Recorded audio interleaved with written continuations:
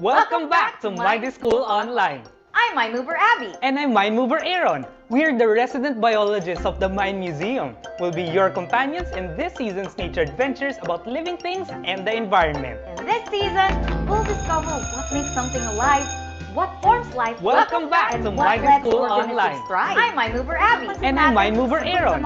We're the resident biologists of the Mind Museum. We'll be your companions in this season's nature adventures about living things and the environment.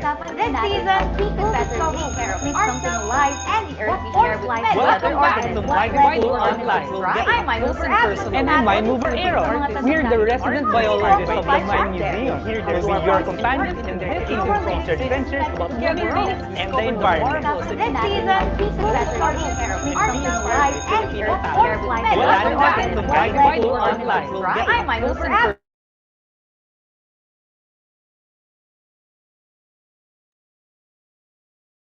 Let us nurture your minds as we connect the life sciences and art inspired by nature. Kita-kits tayo dito sa Mind School Online, where learning leads to a better normal.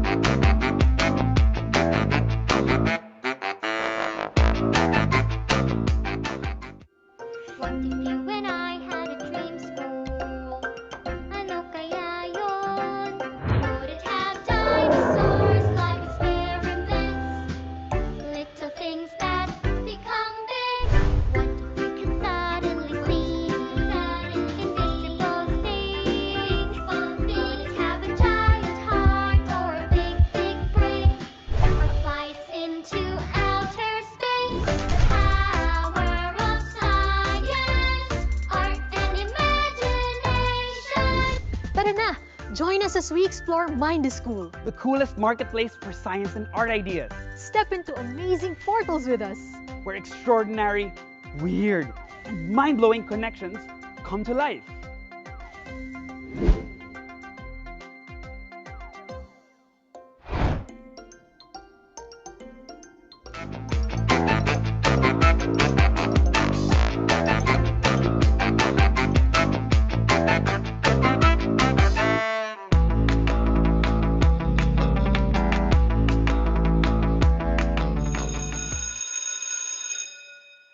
Welcome back to Mind School Online.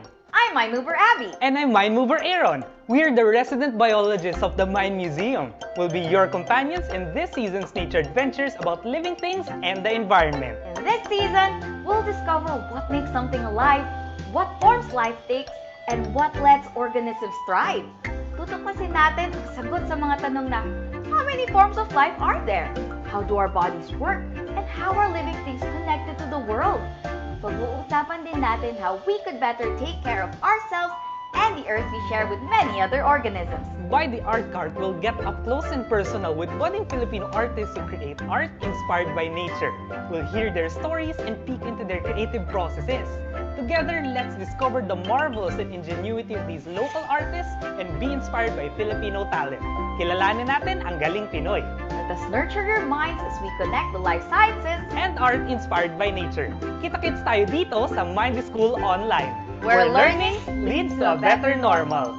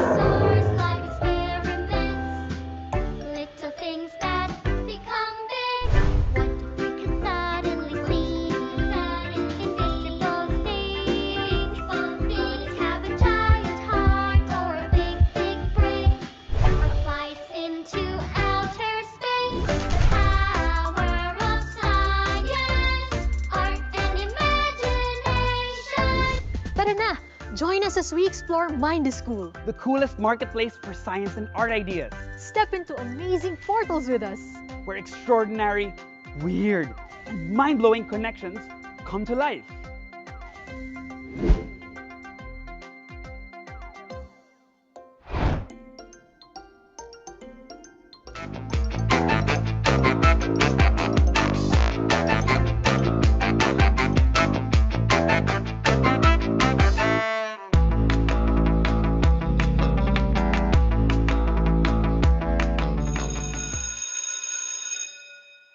Welcome back to Mind School Online. I'm Mind Mover Abby. And I'm Mind Mover Aaron. We're the resident biologists of the Mind Museum. We'll be your companions in this season's nature adventures about living things and the environment. In this season, we'll discover what makes something alive, what forms life takes, and what lets organisms thrive. Tutuklasin natin ang sagot sa mga tanong na, how many forms of life are there?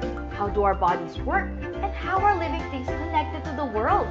Pag-uusapan din natin how we could better take care of ourselves and the earth we share with many other organisms. By the art cart, we'll get up close and personal with budding Filipino artists who create art inspired by nature. We'll hear their stories and peek into their creative processes.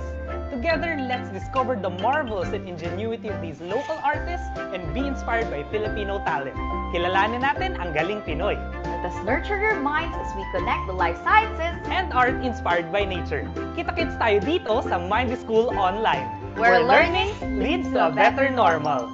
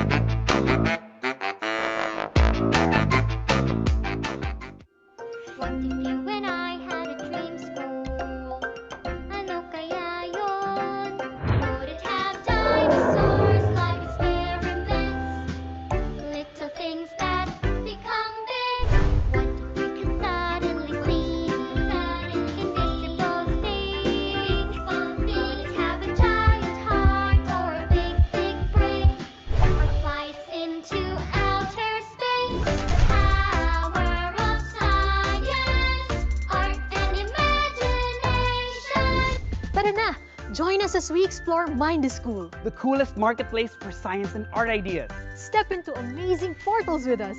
where extraordinary, weird, and mind-blowing connections come to life.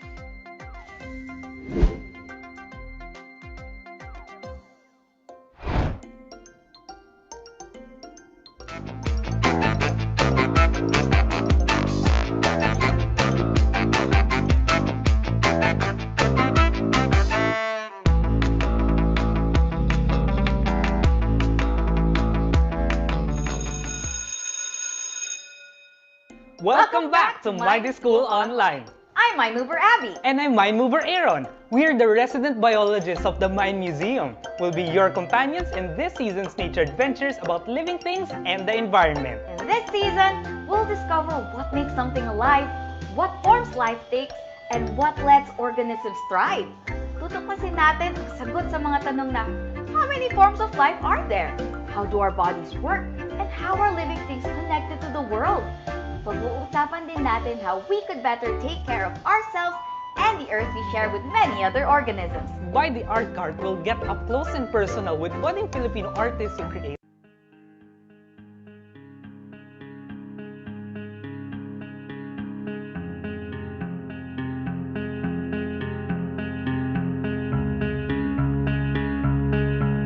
You walked across the sea and I met you. We've only just begun. It sure was fun. But then you left.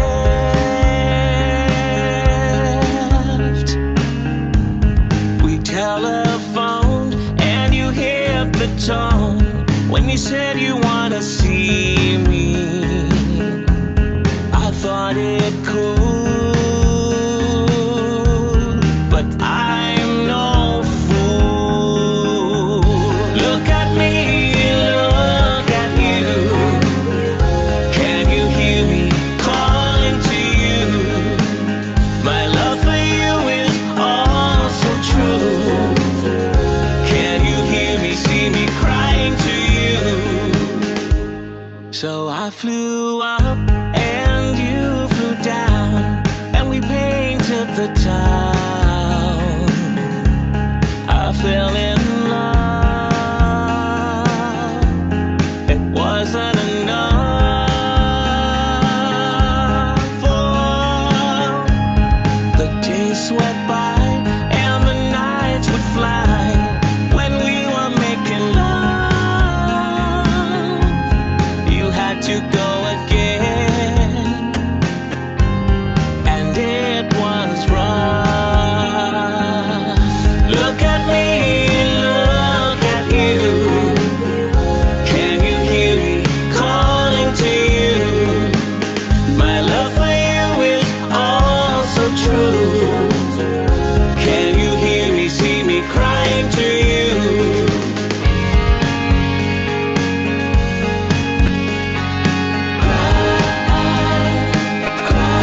Can't you hear me crying, crying? And there was him, and there was you, and there was absolutely nothing I could do.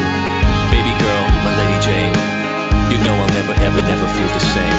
For you, for me, I'll never want to spend my time at liberty of your face, of your touch. You know I'll never love someone as much. Look at me, look at you. Can you hear me calling to you? My love for you is all so true. Can you hear me, see me crying to you? Cry, cry, cry, cry, crying to you.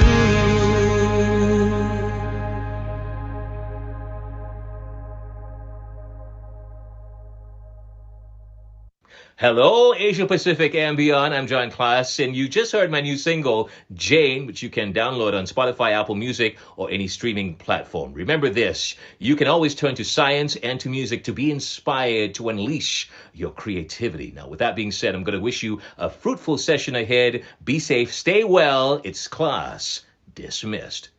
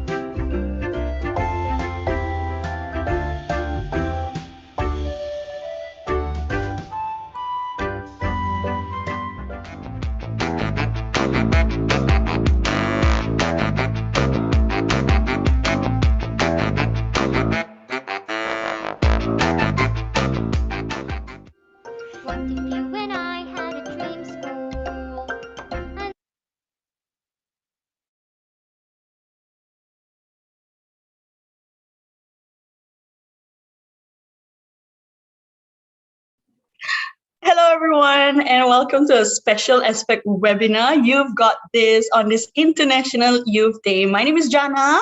And I'm Brianna. Together, we are from Science Center Singapore, and we'll be taking you through the webinar this afternoon. A recorded version of this webinar will be available for you, so look out for it in your inbox. But first, a quick shout out to the radio DJ, John Klass, for making a special video message for us. He is popular to Singaporeans, and that song was a remake from the 90s. So that's a great throwback Thursday, right, Diana?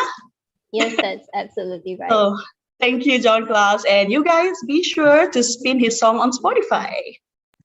A great song indeed. Well, in light of the ongoing pandemic, we are unable to meet our ASPAC family physically, but we're so glad to have come together virtually for this special edition of the webinar.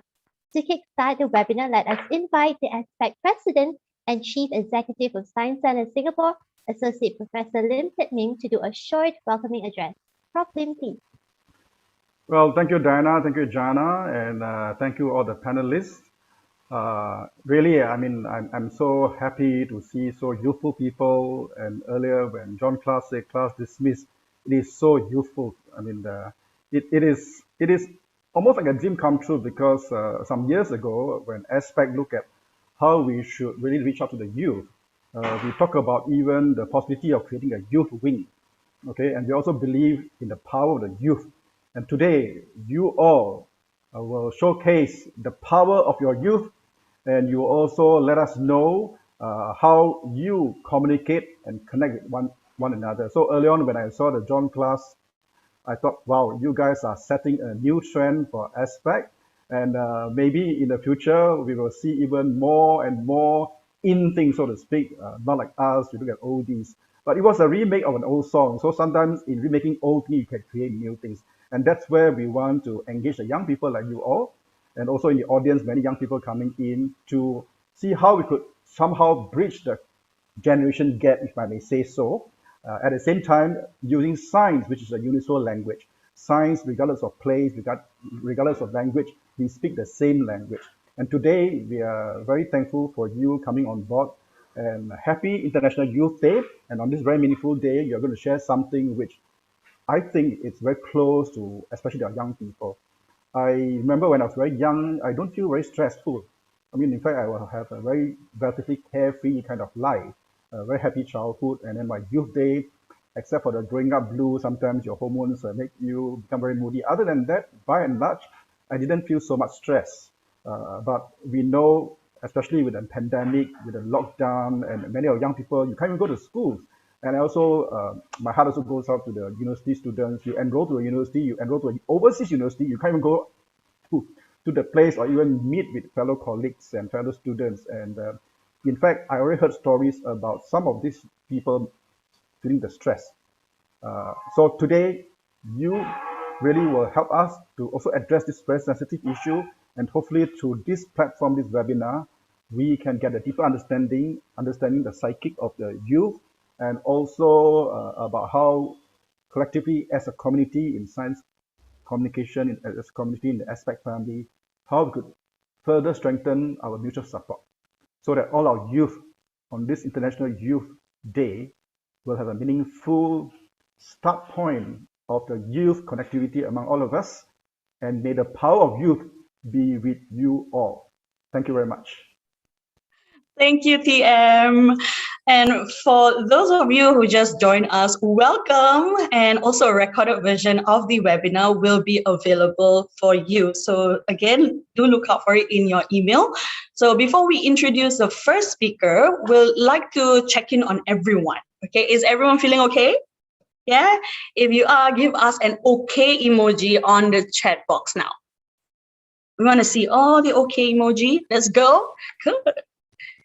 If you can find the emoji, just put the okay emoji.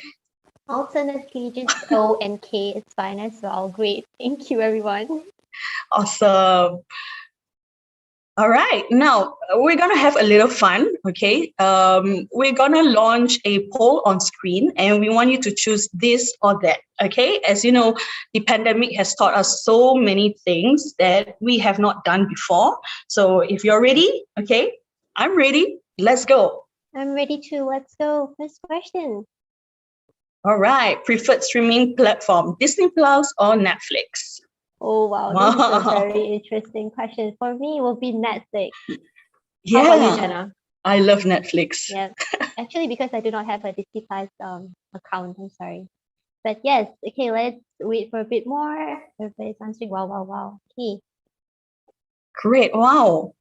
Okay, more coming in. Yes. Okay, let's share the results. Wow.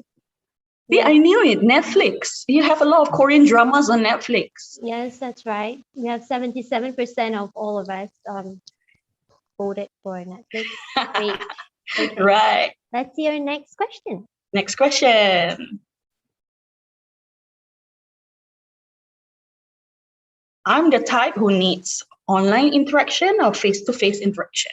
Wow, this is a really hard question. If you're asking me right now, I'll probably say face-to-face interaction due to the pandemic. But if you this was pre-COVID, I'll probably say online interaction. Too much people around me. I don't know I'm everyone. pretty Let's see. sure, Diana. Let's see what everybody thinks. Okay, let's see. I see a lot. Yeah, 77% Oh, wow, wow, wow. It's prefer increasing. face-to-face interaction. Good, good. Wait, okay. Ready for about 5 more seconds. Oh, nobody likes online interaction. Okay, fine. All right, let's now share the results. Let's go.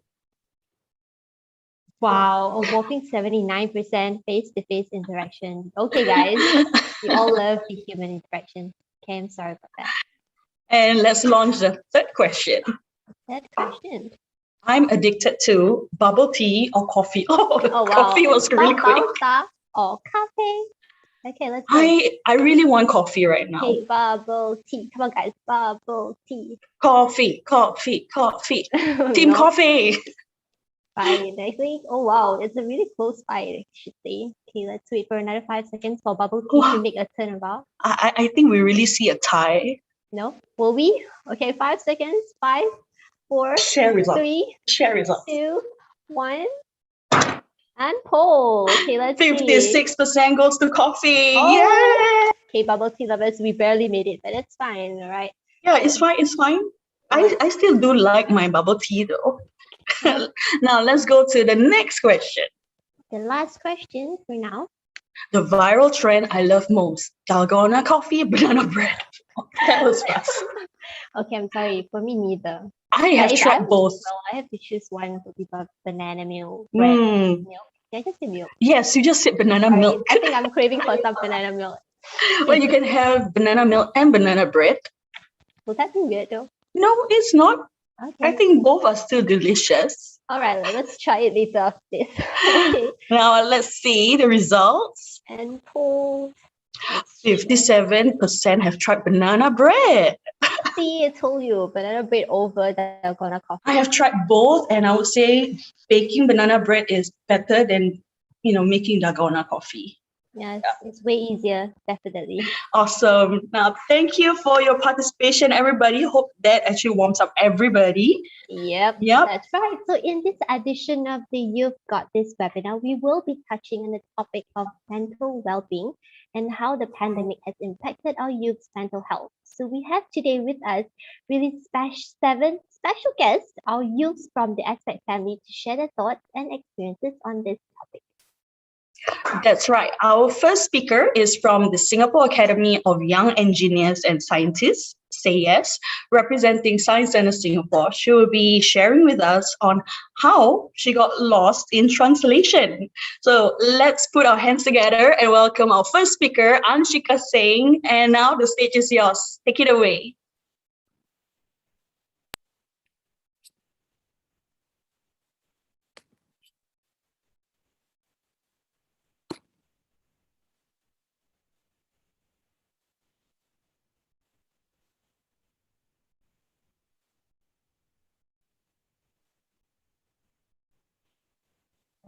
Okay, this is the beauty of doing webinars. So there's always technical difficulties. So we're just have to wait for a bit. So just hang in there, yeah, everyone. Anshika is multitasking with sharing some screens, and her So once again, our attendees, if you have any questions, you can post it on our Q&A function.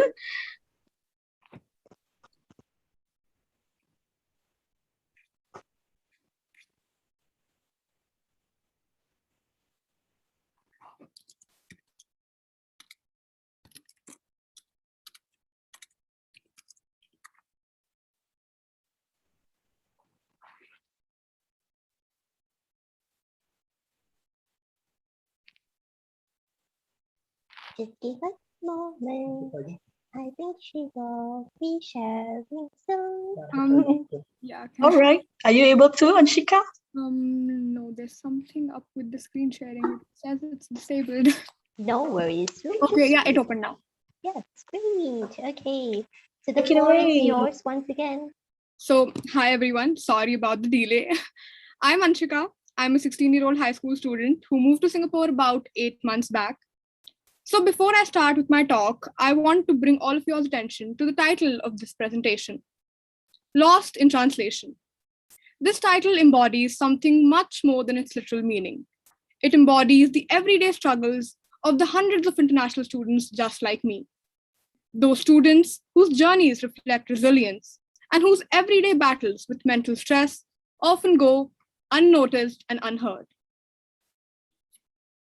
These struggles and problems that I speak of transcend cultures and borders. While international students do have their own set of problems, from turbulent immigration policies to trying to navigate these trying times all alone, students in general have suffered all over the world. While home-based learning makes school extremely boring and it's very difficult to understand concepts, we feel unmotivated, we don't have a routine, and we're frustrated because we can't interact with our teachers and classmates.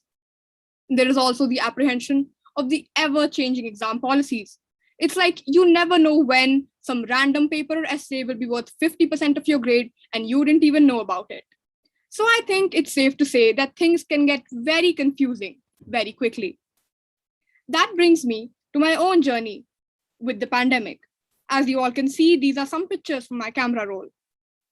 The first time I heard the word coronavirus was when my 10th grade exams nearly got cancelled because of it.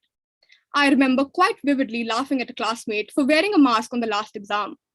We all laughed at him because coronavirus seemed like something from a horror movie, something which was beyond this imaginary shield of childish ignorance and protection that we'd all built up in our minds. And boy, was I wrong. When the first nationwide lockdown was declared, I was frustrated and angry.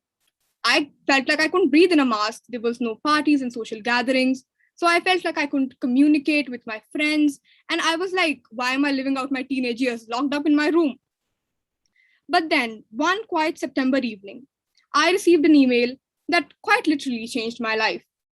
I got a 100% scholarship to study IB in Singapore.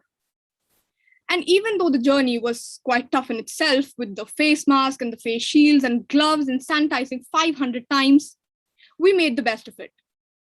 Quarantine plunged me down the hole of mental stress and anxiety. You see, I've never stayed away from home.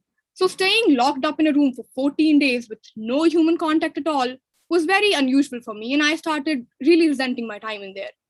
Now, don't get me wrong, the hotel treated us really well.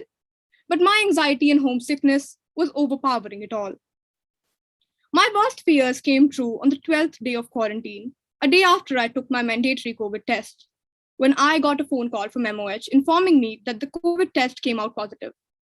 I sat in an ambulance for the first time, and the kindness with which all the health workers, the nurses, and the doctors treated me was heartwarming. The nurses in the hospital would give me their own phone chargers because mine wouldn't work in the plug points here, and of course, I didn't bring an adapter. It was a tough time, but it taught me resilience, and it showed me human compassion. And then I realized that I won't be able to go home for almost 2 years. And I was angry and upset, and it's something which continues to bother me even now. Okay, so now enough for the really rough and difficult part in my journey. Let's move on to the coping mechanisms.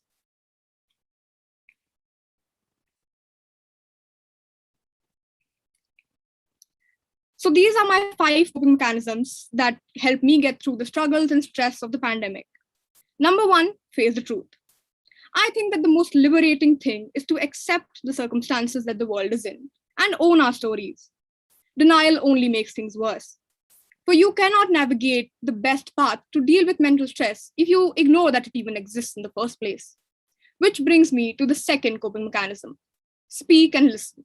When you have identified that there is a problem and it needs to be addressed, it is very important that you speak out and share your stories with others, just as we're all gathered to do here today.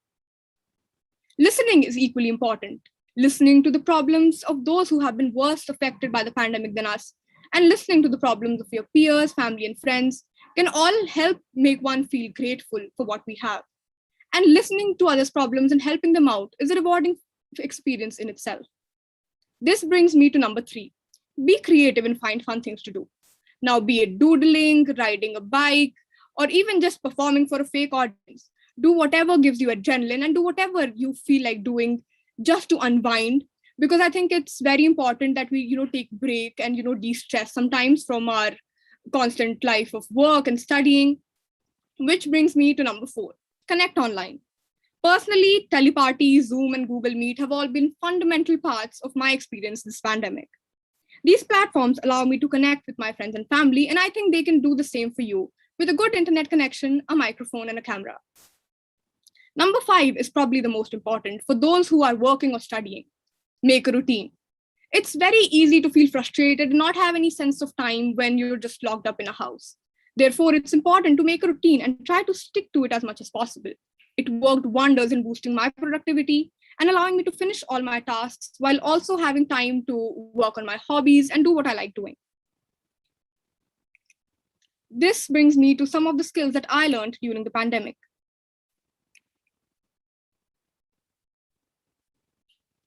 American Sign Language is something that I started learning so that I don't have a communication barrier with the differently abled. Just as everyone around me did their best to communicate with me despite a language barrier, I too wanted to contribute to inclusivity and showing other people the same human compassion.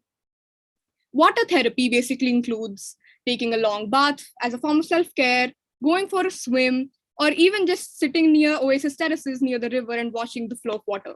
You see, I find water especially calming, so I decided to pick up these therapeutic practices during the pandemic. Bullet journaling is something that came from my make a routine tip because it helps me organize my life. Enjoying my own company is something that is essential since I do live away from family. And for those of you who live away from family too, it is inevitable at times for you to be alone. So you must learn to just do the best that you can and enjoy your own company. Practicing kindness is something that came as a result of my experiences during the pandemic. I wanted to give back to society and show the same kindness to other people as I received from them. I realized that not everybody knew my story, and so I decided to treat other people in the same way. I never know what they're going through. So I decided to be kind to everybody. Now that's all from my side, and I hope some of these tips can help some of you deal with the stress and struggles brought by the pandemic, just as they've helped me. Thank you. Great job. Thank you so much, Anshika. So we all should remember to practice kindness because everyone you meet is actually fighting a battle that you all don't know. So next up, we have 3 amazing ladies from the Mind Museum who became mind movers in the middle of pandemic. Okay, wait, let me try something, yeah? Please correct me if I'm wrong. Halina Pangingan, si Natsumi, Megan, and Abigail. Let's do it from the Mind Museum.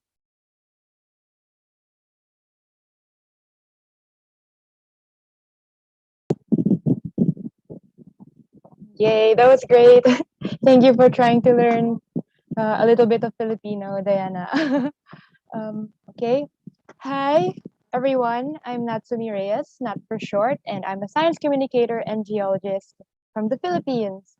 And wow, what a perfectly awful time for a geologist to be stuck at home, right? I really miss the outdoors and being with people, and that's coming from an introvert like me.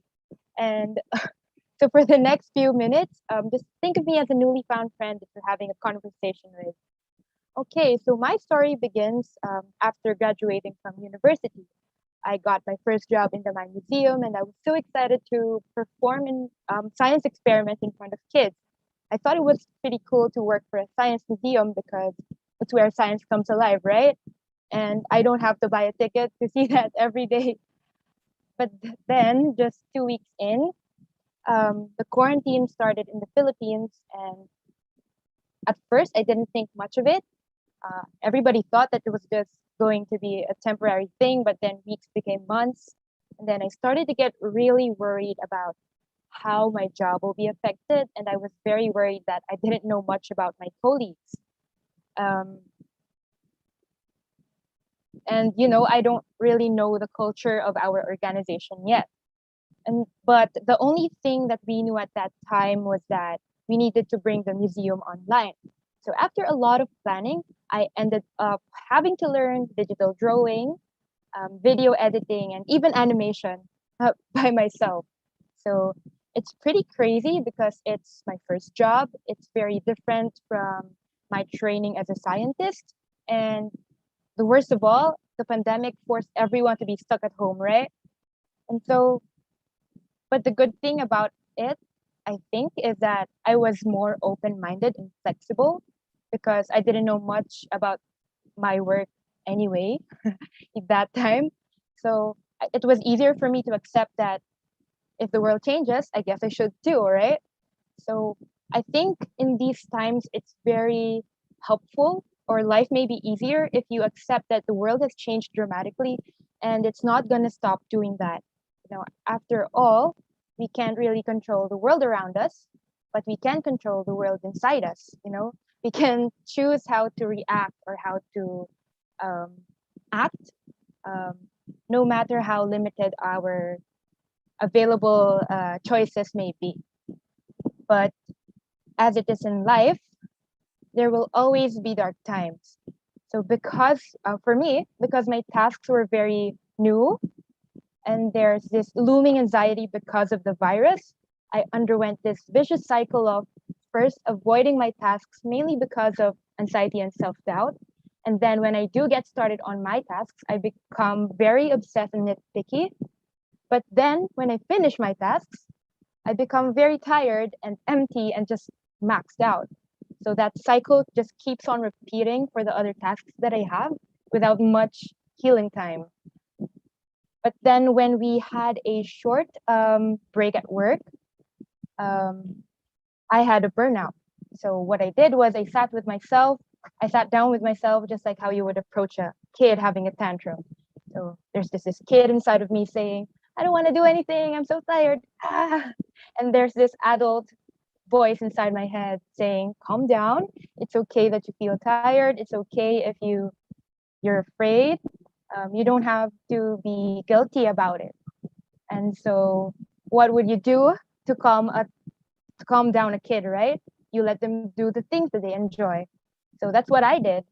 So, but of course, it's never easy. It's easier to say that than to do that, but you just have to try. So that's what I did, and I felt energized. I think I broke the cycle that I was talking about earlier, and I'd like to believe that now I'm much nicer to myself. Say I suddenly have the urge to watch a video, listen to a piece of music, or just stare at the wall. I let myself do that for a few minutes and then get back to my task. But do that in moderation. I think that's healthier than forcing yourself through your tasks because you won't end up resenting your work, and it gives you time to just enjoy the little things. So yeah. But at the end of the day, I think we're all just kids, sort of. Yeah, because if you keep on forcing a child to just study or just practice an instrument, bad things will happen along the way. So I think it's all about accepting what you feel and making a compromise. On the other hand, it's also very important to stay connected with your colleagues and friends because they are surely struggling too. Send a meme, refer a music video, have a nice meal with them, cheer them on, listen to their worries, and just be there. You'll never know how much it can lift someone up just by being there. So lastly, being apart from your colleagues and friends in this pandemic does not mean that you will be all by yourself. In truth, you need to be closer so that you can make sure that nobody gets left behind. The pandemic really shook the world, didn't it? But We just have to be there for ourselves, our friends, our colleagues, our families, especially our communities. So we just need to be there for each other, whatever that means. So that's it from me. Thank you very much. I hope that my points reached you. Let's welcome my fellow mind mover, my college and work batchmate, Megan. Hi everyone. Thank you, Natsumi, for that very nice reminder to just be there and sometimes let our inner child have tantrums when they need to be. So in my sharing today, I just like to talk to you all about time. So I would just want to ask you guys if you sometimes get confused with what day it is. Because personally, I've experienced waking up thinking it's already Thursday, but really it's only Tuesday, and Monday was just a really, really long day. Sometimes I even get up from my desk to eat lunch, but then I check my phone and see that it's already 3 p.m. and I've only had coffee for that day. Sometimes time just goes by really, really fast, but other times it just drags. This is one of my constant struggles during this pandemic, just generally keeping up with the time. So I'm Megan. I'm a mind mover from the Philippines in the Mind Museum, and I'd like to share with you guys the phases of my pandemic timeline and how I was able to get through them and how I'm currently going through them. So just a quick background. Same as Natsumi, before the pandemic started, I was actually also starting a new chapter in my life. We were fresh out of college. I just moved to a different city to start working in my very first job, and everything was just new and fresh and exciting. And things were going as planned. It really felt like I'm on track to conquer the world. But 2 weeks in, and I was just starting to settle into my new job and new place, time just suddenly stopped on a very random Tuesday. When when the lockdown was announced, it felt like the world around me was in a standstill. I was scared and confused, and I didn't know what would happen next. I know I just started a new chapter, but what if I suddenly wanted to write a new book? I wouldn't be able to do that because my life felt like it was on hold. No one was prepared for it, and no one had guidelines on how to proceed, and it really felt like everything was put on pause until somebody can figure out what to do next. And I remember thinking, that somebody can't be me because I'm just a 20 something stuck in a different city away from my friends. I don't know what to do next myself. The days and weeks after that felt all the same. Every day I'd wake up with this nagging thought that I might lose my job and I'd have no way of going home to the province, to my family because of the lockdown. Just like everybody else, I had to come up with some way to keep myself distracted, or else I'd constantly be freaking out. It was just days of confusion and watching people make their dalgona coffee on TikTok and do their Chloe Ting workouts and post it on Instagram. It was just confusion and TikTok on repeat. It felt like I was stuck in a big time loop, like the ones you see on TikTok where they do the full transition where you don't notice that you're watching the same video all over again. Yeah, it felt much like that. I didn't know how to break out of it because I couldn't really do anything to change it. During this time, I struggled most with making sense of the individual days. Some days I'd sleep at 5 a.m., sometimes none none at all. Some days I'd be on Discord with my friends throughout the whole afternoon. On some days I wouldn't talk to anyone. Some of you may be able to relate, and some of you may be currently going through this phase. But one thing that helped me big time is sticking to a routine. So basically, I succumbed to the time loop. I made a little time loop for myself. But that's okay because it gave my everyday life some form of structure. During this time, I'd ask my friends to wake me up to work out so I'd avoid sleeping in. And then I'd have time to work on my tasks. And then I even set alarms so I won't forget to eat my meals and drink water throughout the day and not just drink coffee. I'm still stuck in a time loop right now during then, but at least within that time loop, I'm consciously including taking care of myself in my daily routine.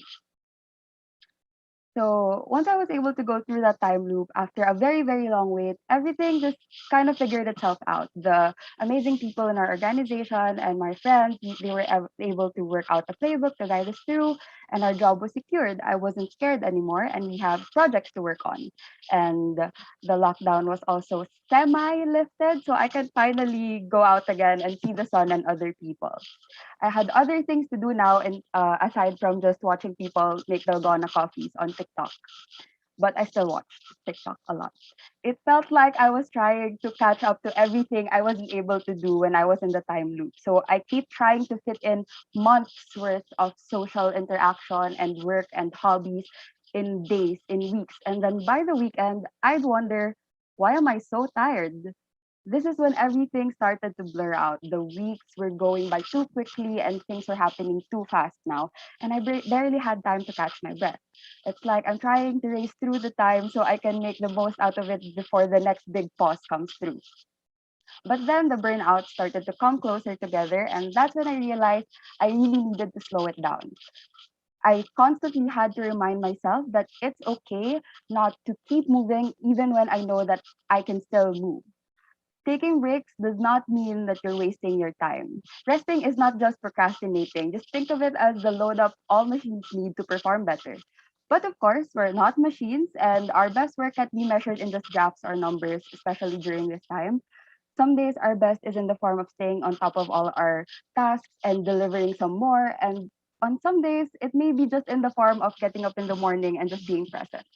So what's important is that you're kind to yourself and you give yourself just time to breathe. So through both these phases, the main thing I learned is that there should always be time in between. These are the pockets of time I give to myself.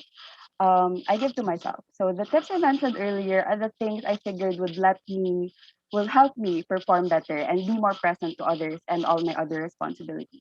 But how about me? How about for myself?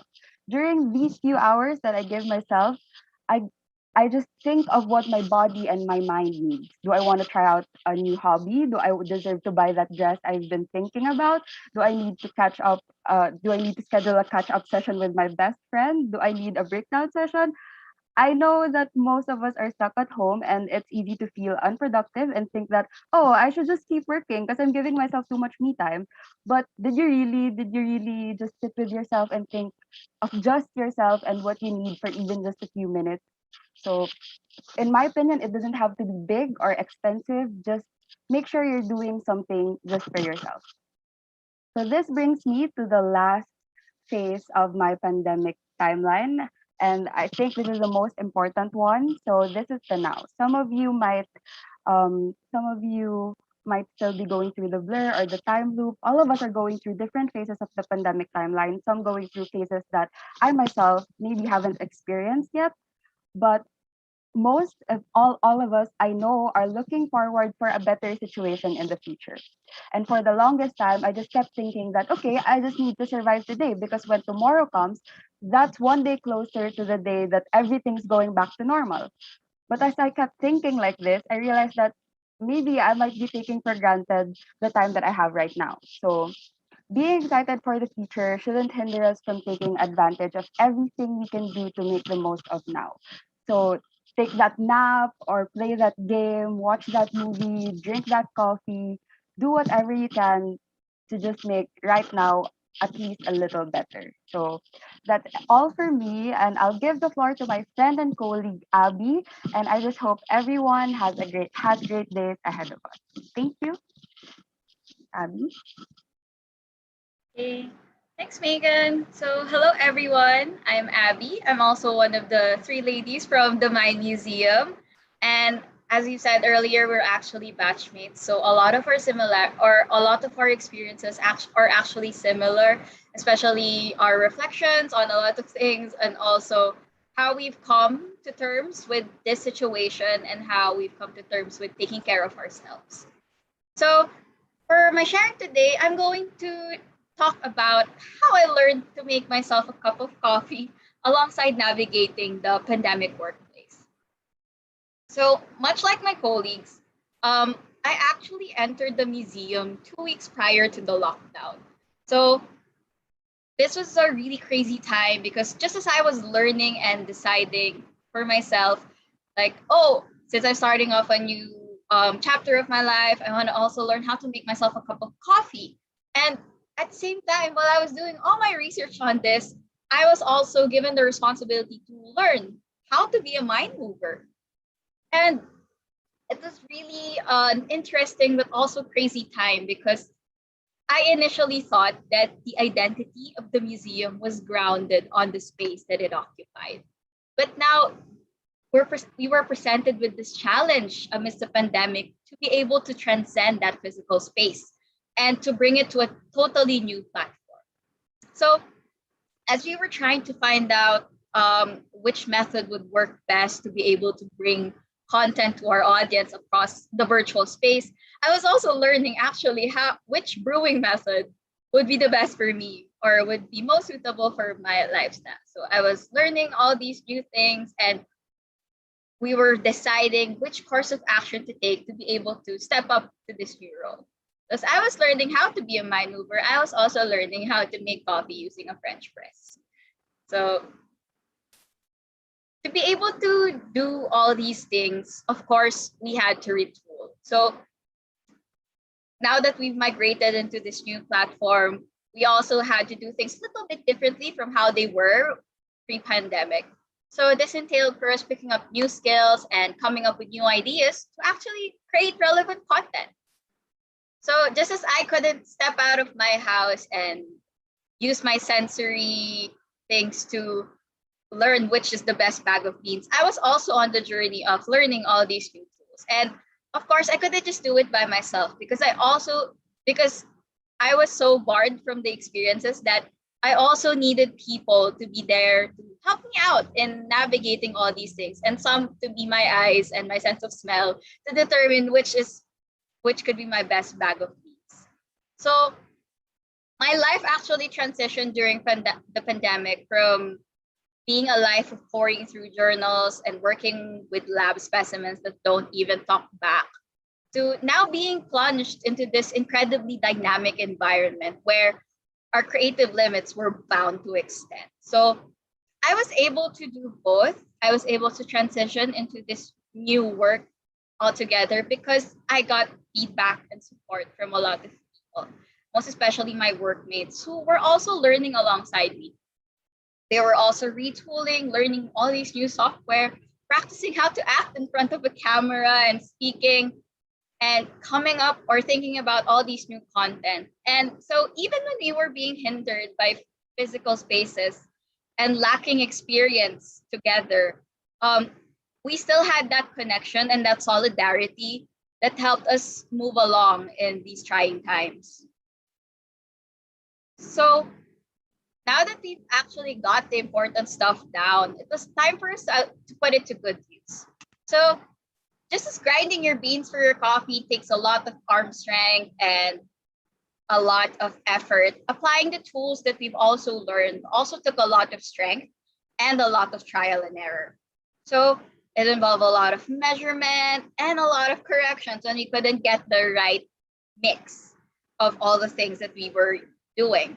So in this chapter, I went from being the girl whose knee shook before a live show to someone who found that profound happiness when I got to talk and interact with my audience because I love listening to their questions. I love seeing that smile light up their faces, and I love seeing them take joy in learning. So both in navigating this pandemic lifestyle and in making a perfect cup of coffee, it requires a lot of patience because you're gonna go through a lot. You're going to have to try a lot of things before you find the right or that sweet spot in the mix. And you also have to have patience on yourself and with each other because we're all so new to this and we really have to work together to be able to get things along. So now that we're actually done and grinding the beans, it's time to make our coffee. And when you're making a French press or when you're brewing through the French press method, you actually have to wait 4 minutes before you can drink your coffee. So for me, a lot also happens in that moment of transition or in the 4 minutes even where I push down the plunger. And I'd like to think of this as the phase of setting the tone and also accepting the situation each day. Because it's always it's a daily struggle to think about all these things. And to be able to actually maintain that mental stability to tackle work and the pandemic situation also involves a lot of acceptance and practice through established self-care habits and rituals to be able to get yourself into the zone. And some days when something happens in between these 4 minutes or throughout the challenging workday, it's helped me to come back to my self-care routines and to also ask help from my teammates during this time. I mean, the setting itself is hard enough, and with all these restrictions and the greater need to adapt and constantly bring new and fun science content to the audience, those 4 minutes of preparation and just preparing yourself or psyching yourself to look ahead and having all those checkups and encouragements and talks really helped me to overcome these problems and challenges and to keep my creative juices flowing. So finally, I think the most important step, and I think that's what we've all also had the privilege of learning throughout this pandemic, is that we should take the time to enjoy our cup of coffee. Because for me, this pandemic is also a lesson in, or a privileged lesson in personal compassion. Because what I've been constantly reminded about by my friends and colleagues throughout this pandemic period is that I also need to set space for myself. I also need to take care and leave something for myself at all times. And that means respecting myself as a human being with needs that need to be attended to. And also creating that space for myself to recharge and to recuperate. It doesn't even have to be super elaborate. Sometimes it just means getting ample hours of sleep, talking to a friend, or enjoying that freshly brewed cup of coffee. So in learning how to brew that perfect cup of coffee, I also learned how to work with the people around me, how to have compassion for myself and for other people, and to always take time to go through this pandemic and accept whatever challenges that come and face them head on. So thank you so much, and I hope you learned something from our talks. So that's it for me. Thank you, Abby. That was a really nice analogy and also a wonderful reminder for all of us that we all need to take care of ourselves and that self-care is really, really important. So once again, thank you, Nat, Megan, and Abby. Also, before we move on to the next speaker, it's time for another This or That Pandemic Blues. Okay, Diana loves this really a lot. Okay. Here we go. All I want to do is stay home or enjoy the great outdoors. What? I can guess that everyone will say most will say enjoy the great outdoors due to the COVID pandemic right now. Have you been hiking? Yes, nobody will want to stay home any further. Let's all head outside, guys. I really want to stay home. I love staying home. That's all I want to do. Okay, sure. Everybody has some choices. Okay, let's see what is the majority think. So are you ready to see the results? Yeah. Wow, 75% enjoy the great outdoors. Well, I guess everybody would like to either go hiking or go to the beach. Yes. Normal, right? Yep, think so too. Yep. Let's go to the next question. This or that. Next question would be I prefer texting or talking on the phone. Well, I prefer texting. I prefer a mix of both. So let's see what our audience thinks.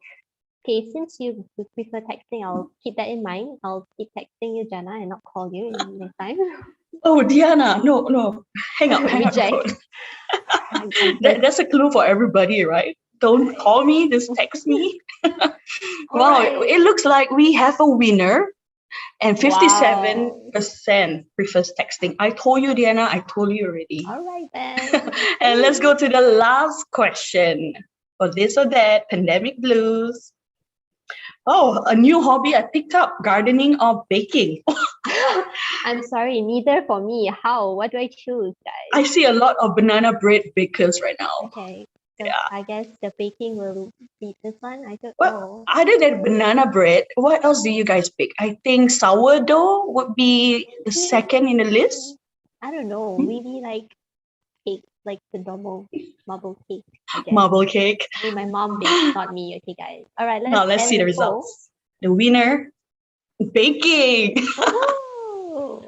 Wow. Okay, I see there are some bakers here in our list. So that means you guys have to send your bakes to us, okay? So that Okay, we we will can be taste it. waiting for your cake. Yeah. That's right. So thank you once again, and we hope that you guys really enjoy all the talks. Over to you, Diana. Okay, well, speaking of gardening, baking, and the great outdoors, our next speaker reminds me of the sunshine and nature. Well, she will be sharing on adjusting to the changing environment, and we're sure you will enjoy this as well. Now, let's welcome Brianna Keys from Questacon, the National Science and Technology Center. All yours, Brianna. Amazing. Thank you so much. So hi everybody, my name's Brianna and I'm coming to you live from Australia. Now before we get started, I just want to acknowledge the traditional custodians on the land of which I'm meeting today here in Canberra, which is the Ngunnawal people. I would like to pay my respects to them, their elders and their continuing culture and their elders that are past, present and emerging. And I want to extend that respect today to any First Nations people that might be joining us. Now, I've had to learn the hard way the distinction between self-care and self-compassion when it comes to dealing with this pandemic. The pandemic happened to hit at a particularly rough time for me. First of all, I'm in my early 20s and I had very different ideas for how I would be spending my time. Let's just say today of all days, I did not expect to be going back into a lockdown here in Canberra, where we've been extremely lucky and we haven't had a lockdown in over a year since the first one. And I know that other places haven't been as lucky.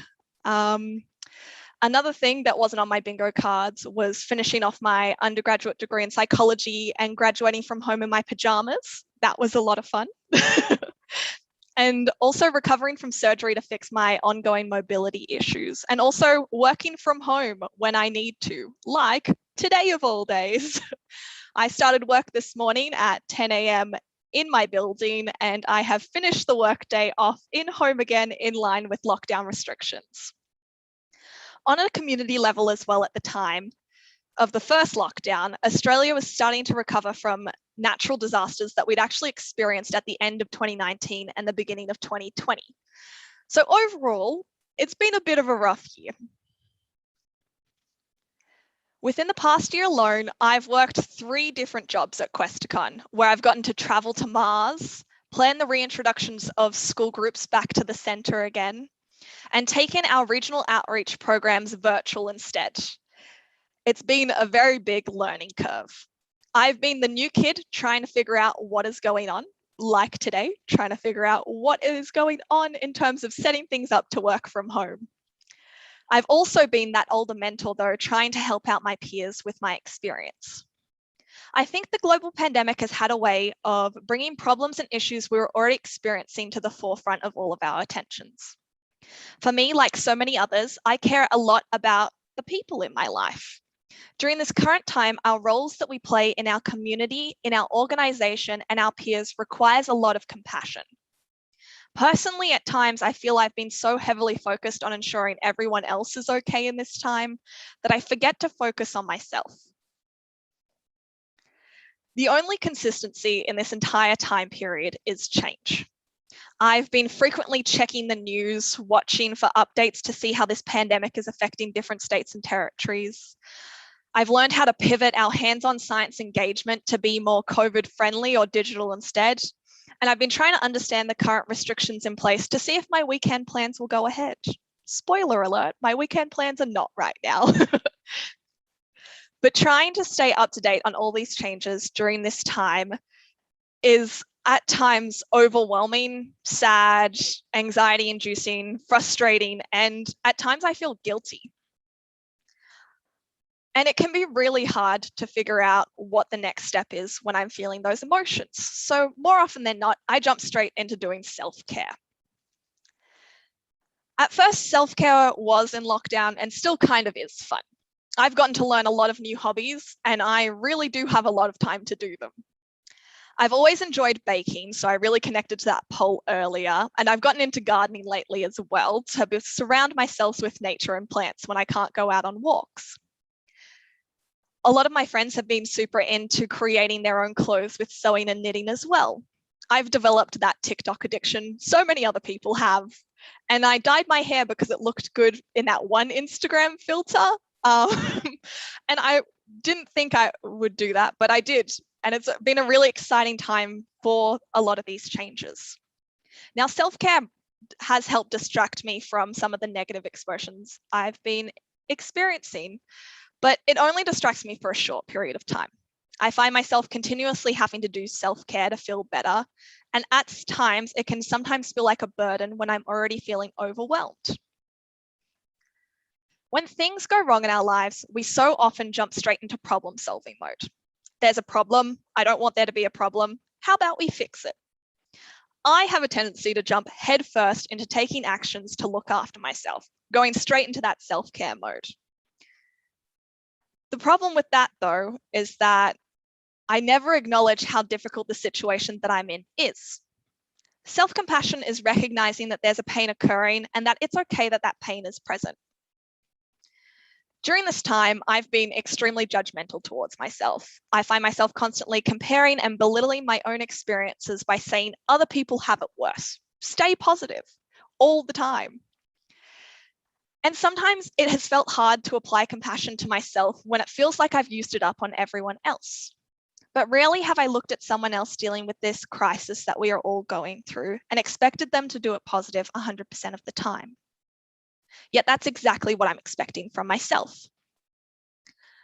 Upon reflection, I'm starting to realize the problem all along wasn't that I'm being too compassionate for myself or for others. It's that I'm holding myself to an unrealistic standard of how to cope. There is no right way to cope in this time. It's doing what works best for you. If I've learned anything during this time, it's that unlike some of my houseplants, I'm adaptable to change, especially quick changes. One of my passions in life is looking after my peers in my community, which is why I'm so glad to work at Questacon because I get to do all of that in my job. And being compassionate towards yourself is not always an easy thing to do, but it's important in the long term when dealing with pandemic fatigue. So be nice to yourself, and it's okay that it's hard right now.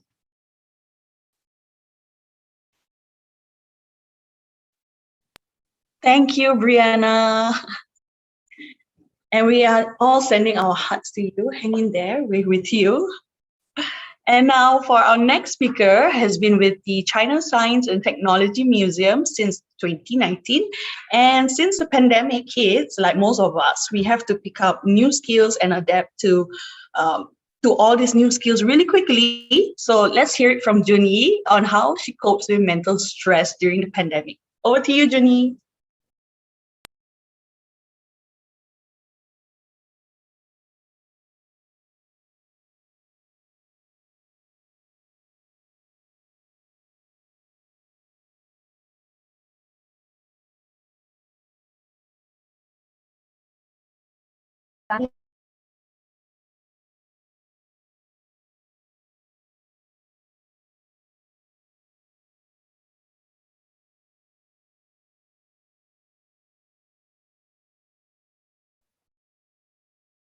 Okay, give us a moment as we get Junyi.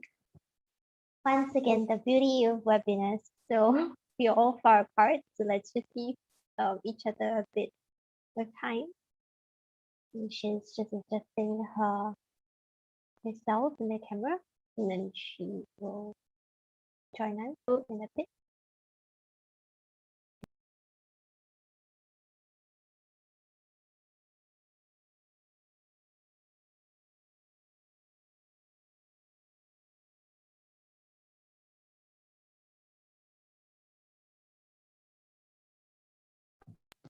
Okay, so not to worry everyone, we're still here. It's just that we are having some technical difficulties. So not to worry, we'll check in on Junyi in a bit. Okay, while waiting for her, let's Yeah, we just, okay.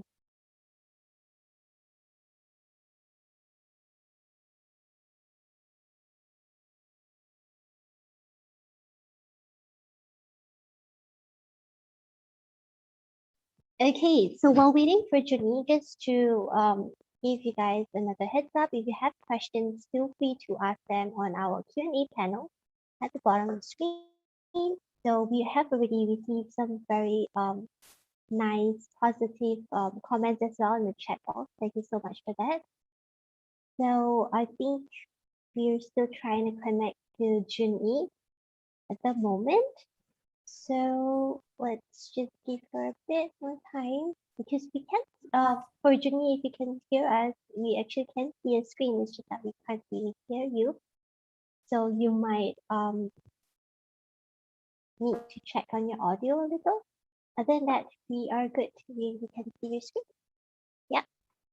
So once again, do drop us any questions. If you have any specific ones to post to a specific speaker, feel free to do that as well. We will be posting all the questions later at the end to the speakers. Let's just, okay, just for a while. Okay.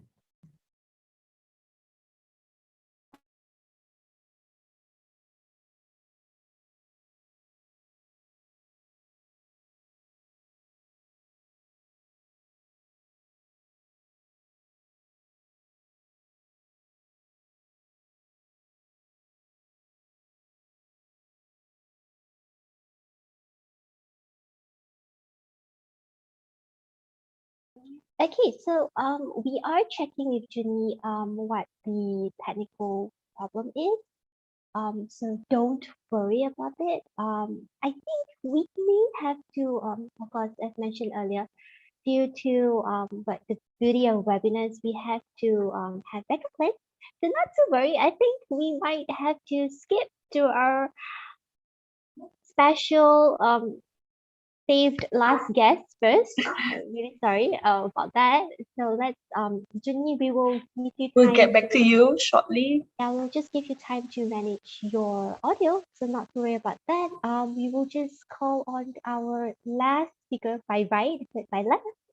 He has been moved forward, so I hope he's ready. I'm so sorry about this, but we will be okay. Wait a minute. I see Junyi back on screen. Okay, Junyi, okay, give me a while. Junyi. Okay, let's. Hi. Yes, Hello. okay, great. Yes, Oh, awesome. okay, great. All right, Junyi, the floor is yours. Yes, go ahead. Oh, wonderful. No worries. Please do Take not it be away, sorry. Junyi. Go ahead. I'm so happy. Hi, everyone. I'm Junyi from China Science and Technology Museum. Thanks for having me today. I'm glad here to share my feelings and experience during COVID-19 pandemic and how my organizations and I cope with the changes. The outbreak of COVID-19 pandemic has changed our daily lives in various aspects. Online learning and working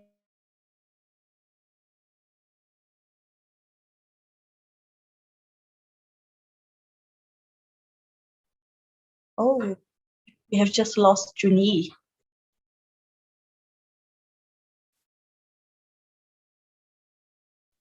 Okay, so I think we will proceed with our backup plan. So not to worry. Okay, so our final speaker will be going first, while Junyi actually resolves and rectify her technical difficulties. So I will be introducing now our final speaker by right, representing the National Science Museum, Thailand, Tanakorn Wongaree, also known as Topi. He is also a gold medalist from the Genius Olympiad and an avid photographer. He will share with us on the importance of taking breaks and how to maintain good mental health. Now let's welcome Sophie. So sorry about this, Sophie. Let's go.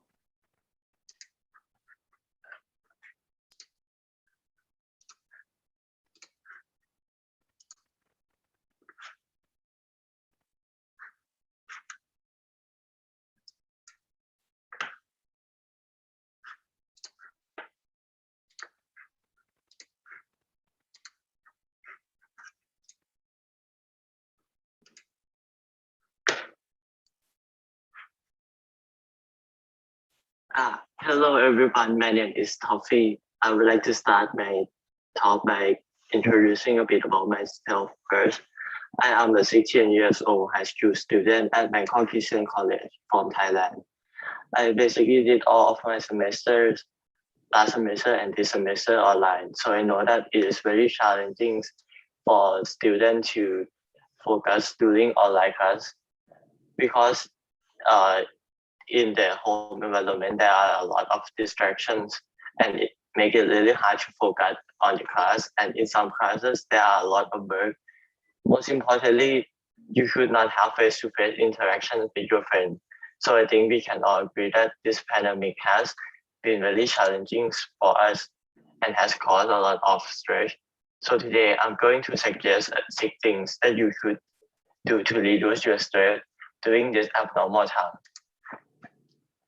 The most obvious thing to do is to cut back on your social media. Using social media too much is not good for your mental health at all because it is not an accurate replica of real social interactions. People only post their best moment on social media. So consuming social media too much will not only waste your time, but it will make you compare your life with others. As a result, you will not be satisfied with the life that you have. And a great way that to use social media that I have used is myself is to track the amount of time that you have spent on social media. Nowadays, a lot of social media applications has already created features that will remind you when you spend too much time on social media. You will be surprised how much time you have spent.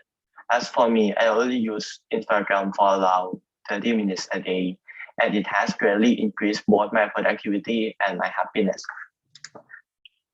And furthermore, I think it's very important to balance your work life with your personal life. Human is not a machine. If you have work all day, it will decrease our productivity and lose our mental well-being. We need to ensure that we take a break from work regularly. For example, you could take a 10-minute break for every 15 minutes of work. And a great way to take a break is to do your hobbies. As for me, I really like photography. However, I did not enjoy the editing process of it at all. So during the pandemic, I started to use the photo that I have accumulated before the lockdown and edit it. This made me like photography even more and helped me a lot during this tough time. Here is some of my favorite photos. And you might think that you don't have time for your passions, but the truth is that it's always time for your hobbies. You just need to manage your time properly. Moreover, you might pick up a new hobbies that you think that you will not enjoy it at all before you do it. For instance, I start to listen to music before I go to bed. It is a great activity to clear my mind, and it also don't push much strain on my eye either. So it will not interrupt my sleep. So find the things that you like to do and enjoy it. Even though I have said earlier that social media is not good for your mental health, but I think interactions with friends is still essential even if you are online. And a better way to do this than social media is to communicate with them directly. For example, you could use an application that will allow you to text and video chat them. And a great application that I would recommend is Discord. It has a lot of features for texting and video calling purpose, and most importantly, it's free. I make sure that I stay connected with my friends every day to make sure that everyone is fine and for the good of myself as well. Normally, I would talk to my friend after school for around 2 or 3 hours. And also, exercising is a great way to alleviate stress. Not only does it improve your physical well-being, but it also improves your mental well-being as well. You can start with a small step at first. For example, you could do about 30 minutes of exercise every morning. Even if it's too hard to you at first, you could start by doing stretching. And actually, there are a lot of video on YouTube that you could follow. And next is to following a daily routine. A routine is a great tool to combine with the other things on this list. I think consistency is the key to create any routines. To create a routine, you need to start by doing small things at first and increase the intensity of it over time. For example, now I'm able to read around 45 minutes to an hour every morning. But at first, I only did it for around 15 minutes a day. And over time, I am able to increase the duration of it. Moreover, I find myself to be happier and able to concentrate on my tasks even more. So finding something that you would like to do and start your day is a really good thing. And lastly, I would like to remind you that we all need to take care of ourselves because nobody can do it for you. And most importantly, always do what makes you happy. Wow, thank you, Toffee. I really like that last statement. We all have to take care of ourselves because nobody will take care of you. And also is a really important reminder for all of us on how to balance our mental health. It's also important to take breaks in between. That goes for those who are working and those who are studying. And now let's check back with our speaker from CSTM, Junyi.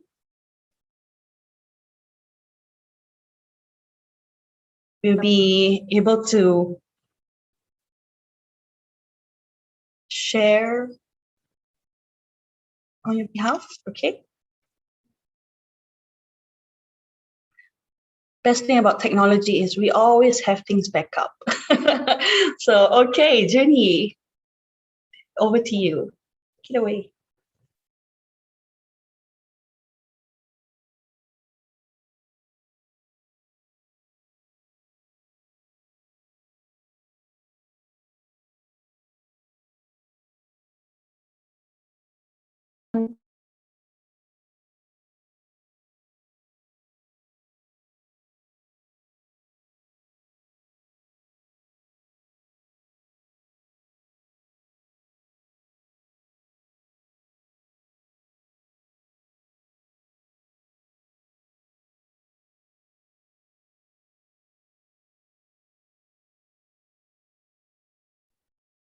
Okay, I think Junyi is having some technical difficulty.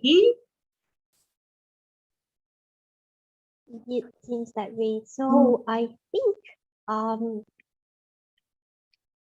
due to the time constraint that we are facing currently, we'll just we'll just check on Junyi again, probably in a bit. So we probably can just give a few questions out to our panelists right now first, while waiting for Junyi to figure out her audio. Okay, so Jana, would you like to read the first question out from the panel? Let's go.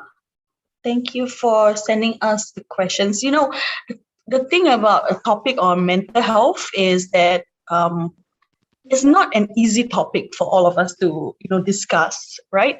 So especially during this unprecedented time, all of us will get really, we have pandemic fatigue. Don't you think so? Right? So I guess here, the question here from Daniel from Science Center.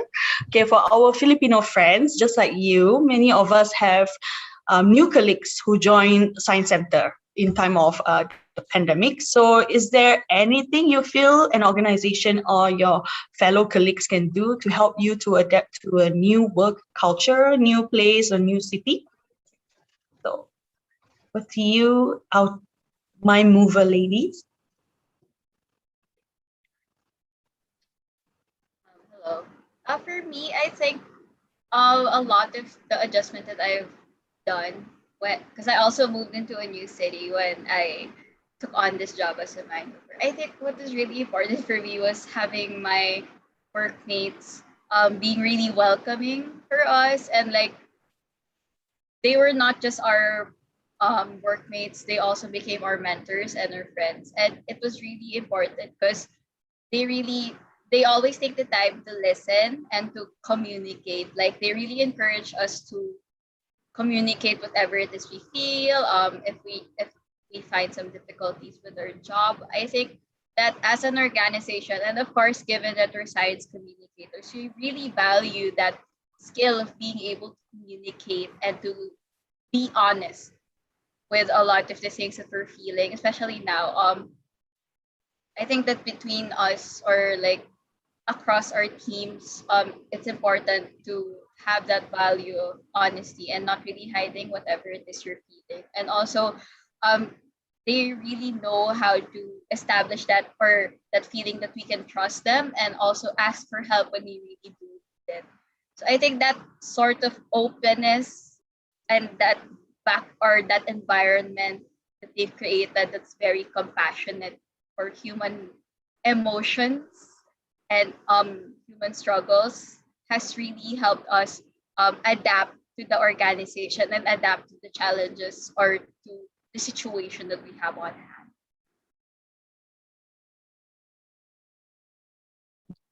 In addition to that, I think, well, Abby pretty much covered it all already, but I'd like to give emphasis on just providing a safe space. And if, for example, that new colleague of yours will ask questions about their tasks, about the skills that they need, let's avoid to be judgy. just recognize that these times are weird and that person may be just trying to float around in this messy situation. So yeah, just be nice and answer their questions honestly. Yeah. For me, I think what helped me the most is that most of the people I closely work with are in the same city as me. So it helped me adjust because we plan out things outside of work. We plan out picnics and other non-work related things, and that just adds to the feeling of openness, and it generally makes the connection deeper, and just it makes work easier to do because you're also friends with the people you're working with. So I think that's one of the things that helped me the most. It's that I'm physically close to them as well, as not just in a work setting, but also in a more personal aspect. Great answers. That's great advice as well from the three ladies. So I think we are going to check in with Junyi for now. Junyi, can you hear us?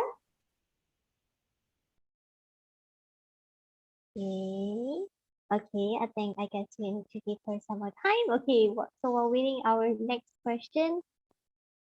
Our next question, from the perspective of what advice would you give parents reach out to their children and also in helping their children overcome life challenges? So over to any one of you can reply to this question. For me, I think the most important thing to help the youth is to try to understand them and try to understand that every generation will have a different problem, and what the solutions might work for your generations might not work for younger generations, and try to not intervene them too much. Just give them a little bit of space, and I think they will deal with it by themselves. But if you think that they can't deal with it anymore, maybe you could give advice to them. Like if I could add on to that, another thing that I personally feel like, and this is something that my parents can agree with, is that I always say that, in the pandemic, as I talked about, like home-based learning. So I think like not pressurizing kids about grades, even if they're like in like grade 12 or grade 10, which is like important exams, like just letting them work with their studies at their own pace, because like it's very different, like the learning environment is very different these days. So just like giving them that space to work through the things on their own. And like, you know, maybe if in education, particularly if you find that you don't think that they're doing the best that they can, then maybe, you know, ask their teachers like, how is everybody else in the class doing, and what can I do at home to support their learning. I think that's something that parents can do. Great. Those were advices from students themselves, current students, so current 16-year-olds. So I don't know if any of our attendees are parents. Well, that's the advice from a kid themselves. So let's check in with Junyi once again. If her audio is working right now, Junyi, can you hear us?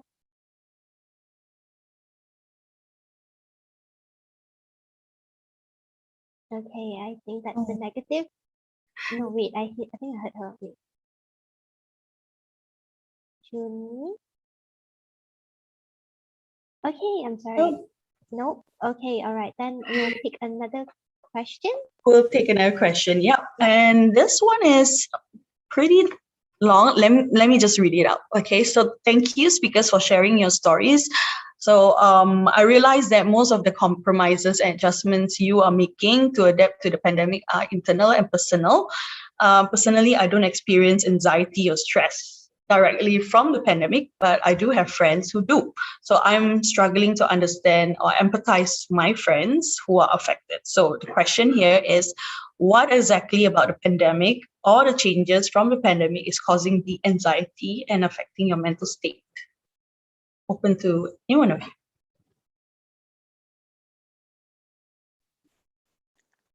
I think I'm happy to start with this one. In terms of what is causing exactly a lot of the anxiety affecting the mental state, I think it's just everything changes so quickly. Especially for me, I'm finding it really hard. One day, the answer is you should be doing this to make sure that you're keeping everybody safe and in line up. But then within the next 24 hours, the answer completely changes. And it just feels so hard with all this constant stream of information. I mean, we're living in a time where technology is a huge part of just our general living spaces. And especially during this pandemic, we've relied so heavily on technology and the media helping us to stay up to date with the information. I think it's this constant in-source of just information with everything changing rapidly, where it feels like, using Anishka's example from earlier, it feels like there's a grade where 50% of my work is due and I don't know when it's meant to be due, and I don't know when the end date is or how much it's going to cost me from my grade. And it's just been overall a really rough time, because in terms of your mental health, you can be as resilient or as positive as what you want to be, but when there's no consistency in how things are changing, or you as an individual can't see why things are changing, I think that is where a lot of the anxiety comes from, is it just feels like, using the time analogy again from Megan as well, it feels like the clock is ticking and I'm running out of time. Anyone else want to add on to that? I'd like to go next. Brianna's answer was focused more on the self, right? And how you're going to go through this new world. For my answer, I think it's also because some people don't know if they still have jobs tomorrow. And people are losing other people that they care for. There's also this, for students, I think the biggest fear or anxiety that they can experience would be rooted from being stuck in the screen. Like, if you want to be a doctor, you can't just keep on learning through the internet, right? Or virtually. How are you going to be a surgeon if you don't get to practice it face to face, right? So the anxiety of people may be coming from how they don't know if the world is changing, yes, but for some people, they might think that the change may be really terrible and they don't know if they can survive or not. So yes, I think that's where the anxiety of some people come from. I'd also like to add that I think it's also the anxiety is also context based, especially in some countries like the scenario is really intense, and there's a lot of just like what Natsumi said, there's a lot of uncertainty that um,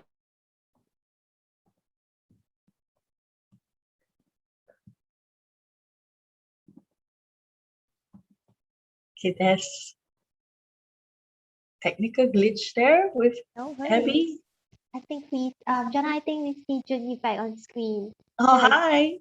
hey, Junyi. since you're not always there to be with them or to see them. So it also gives that sense of terror.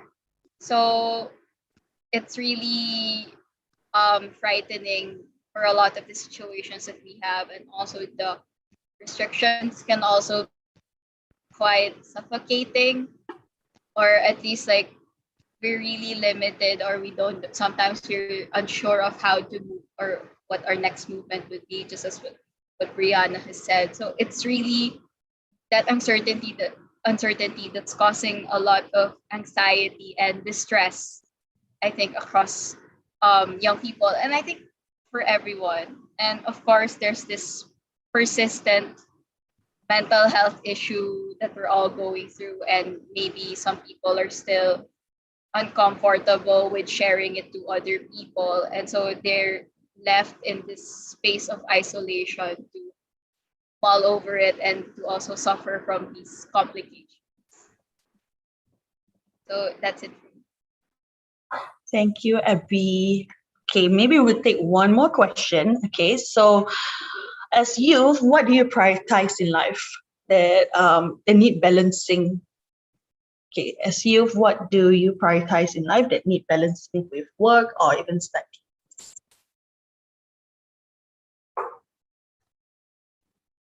I think I can answer that. So for me personally, what I balance with my like studies is my like creative endeavors. So like my hobbies. So like I enjoy bullet journaling, and like I said, all the skills that I picked up in the pandemic.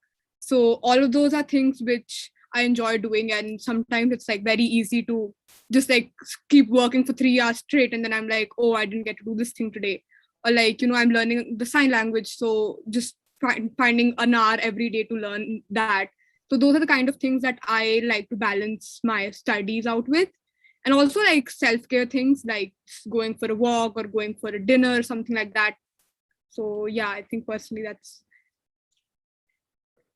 So for everybody, who do you normally share your problems with? Do you share it with your friends, or do you share it with your parents more?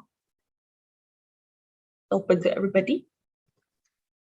Normally, I would share a lot of my problem with my friends, but for some more serious problem, I sometimes talk to my parents. Yeah, for me, I talk to my mom the most. And she's here in the audience, so she can vouch for this. I talk to her the most, and like some of the things with me, it's like generally what I hear from other people, like my friends, they're like, oh no, I tell my friends things and I don't tell my parents. With me, it's like I tell my mom things, I don't tell my friends. Because like personally, the reason for that is that like we're all the same age, so they don't really have better solutions to my problems than I myself can find. So I personally share with my parents more. Right. So what recommendations would you give or have to handle with people who actually brush off mental health as come off as insignificant? How would you advise or give any recommendations on that? To people who brush off mental health issues, I think an analogy that works really well, just in terms of with mental health in general, is that often mental health, because it's happening inside of the brain, we don't see it physically happening outside of the body. But do you ever brush off somebody that has a mobility issue or is on crutches or has a broken leg? You don't make fun of them for the fact that they can't walk on that leg right now because it's broken. The fact of mental health, though, is that with our brains and how they're functioning, your brain isn't broken like a bone would. Instead, it's just finding it harder to recover, or it doesn't see the solutions up front. And sometimes it feels like you don't have the answers, which is why it's always great to go and talk to other people about what they find useful or helpful, or talk to a professional like a doctor. You can go to a doctor for your mental health problems the same as you can go to a psychiatrist or a doctor if you have a health problem in general. So in terms of mental health, why would you be brushing it off if it's something that you have to go see a doctor about as well? It's a very serious condition, and it's something that I think we all need to look out for. And we also all go through high and low periods of mental health too. You can't stay positive all the time. How about the rest of you? Anyone wants to add on?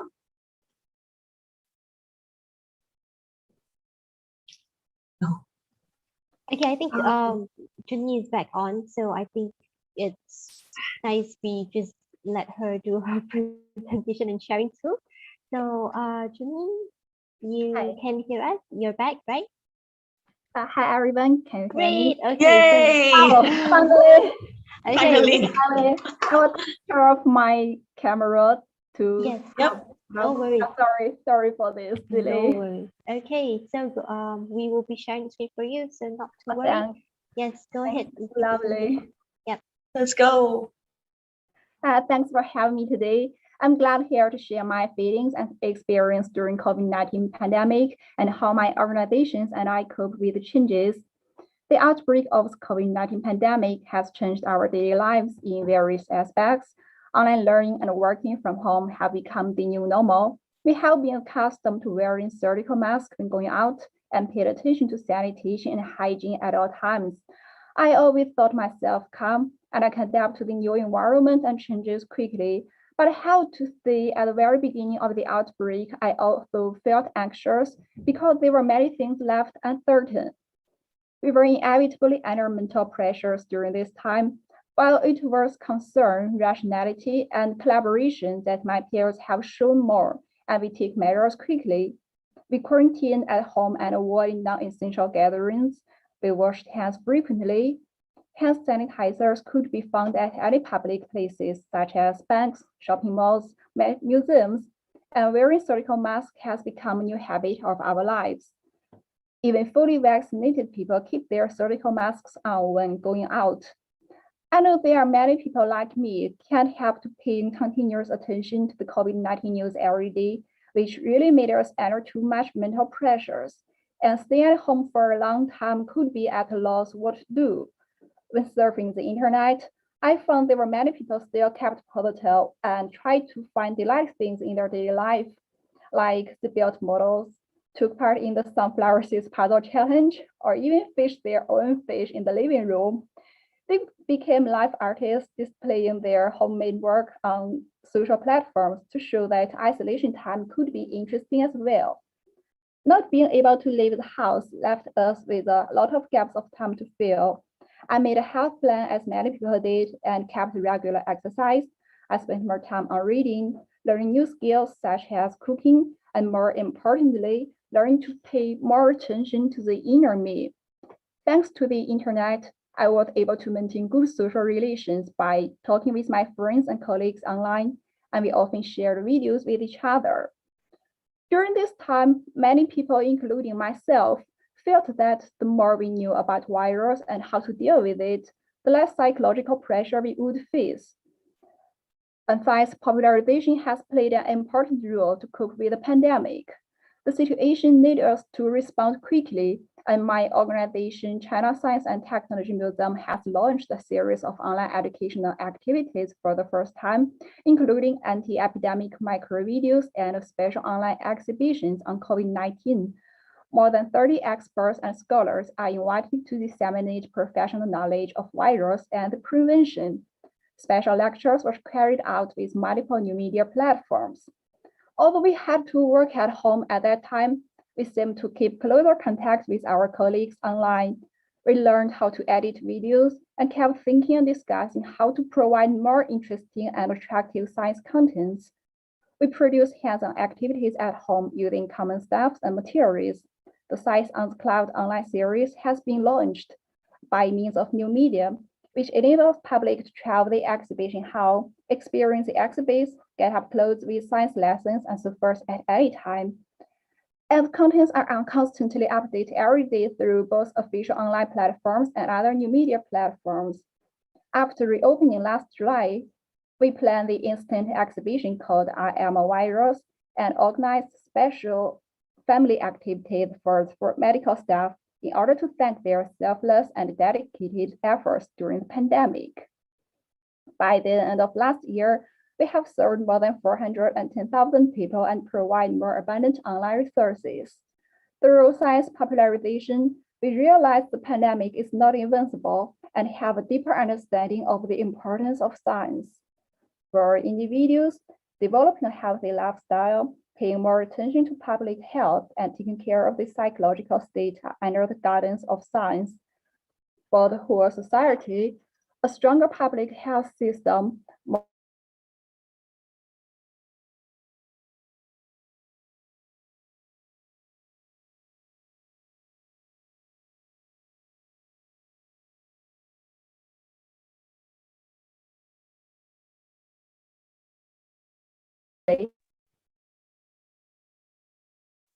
Okay, we're trying to flash all her slides for everybody. Okay, it's unfortunate that Junyi's the sound has been disconnected. So yeah, so Junyi. Okay, Junyi, no worries about No worries. it. Thank you so much for your sharing. Yeah, thank you. Okay, so I think we've gone through all our 7 presenters presentation and sharing sessions. We hope that you guys have learned something.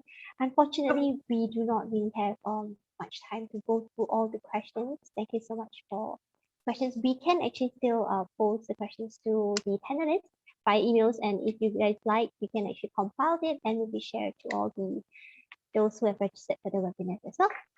Yep. That's right. So we are almost here at the end of our webinar, and really thank you to everybody who had actually stayed on all the way with us from 2 to 3 o'clock. So make it 3:30. So to our panelists, a very big thank you for really taking your time to really pack it all together, unpack all your emotions with us throughout this journey. It's not easy, and I know, it'd be better for us to meet face to face, but this is the best that we can do. So, of course, to our students who actually take the time to prepare the presentations for us, and also, taking a time away from class to be with all our attendees and panelists, especially Anshika and Toffee. A very big thank you to you. Yes, thank you so much. And to our science communicators, museum educators from Asia Pacific. We all really have we got this. I don't know. I'm being emotional right now because please stop being emotional. I'm sure all of us having all these mixed emotions right now. So yes, hang in there. We're just ending. Okay, so but before we end, I think we would like to invite everyone to just probably send some positive feedback if you have on the chat, and as well as on our screen right now. We're gonna flash. I think the screen is gonna flash like a very cute QR code for you to scan. Where you can scan it right now. Scan and send your feedback right away to us. Okay, we would love to hear from all of you on how you love this webinar, how we can improve, and if there are other topics that you would like us to discuss on this platform, do let us know on this feedback. Or here on the chat. Of course, we would like to apologize also due to all the shortcomings of the technical issues, etc. Of course, events, there's always loopholes and things that we need to expect that won't happen. But yes, we've been through this. We're done. A big shout out to both our new producers as well, both Jacob and Veronica, for assisting us with this webinar. Thank you so much. Oh yes. Okay. We also like to invite all the audience to join us and the panelists to do a very, very quick mini finger hearts. Of course, you guys can't do it. I mean, you guys probably doing it right now, but we can see you. So can type it out on the chat all the, I don't know, red hearts, blue hearts, yellow hearts, purple hearts, all the To hearts. everyone, if you can send us your hearts, there's red hearts emoji, just put it on the chat board. Yeah, very good. Yay, I see it. So to our panelists, hearts. Oh, thank you. Awesome. Thank you so everybody. much. Yay. Remember, we've got this, okay? You are not alone, and there's always ways that we can communicate. Of course, we already know everybody loves texting. Okay, just text us. You can Zoom with us. Thank you so much. Thank you for taking your time with us. And once again, happy International Youth Day, everybody. Woohoo. You got this, everybody. Thank you so much, and we hope to see you in the next webinar. Hopefully soon. Take care, everybody. Stay safe. Bye. Bye.